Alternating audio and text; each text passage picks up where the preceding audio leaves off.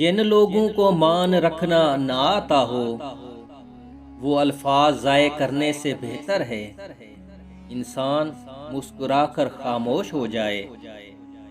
दुनिया में कभी किसी अच्छे इंसान को तलाश न करना, खुद अच्छे बन जाना।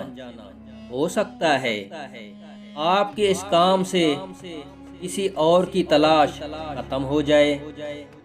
दुनिया में सबसे खूबसूरत पौधा यकीन का होता है, जो ज़मीन पर नहीं दिलों में उगता है। हमेशा अपने रब से पुरउम्मीद रहना, क्योंकि इस पूरी कायनात में जितनी जल्दी रब राज़ी होता है उतनी जल्दी कोई राज़ी नहीं होता। बेशक।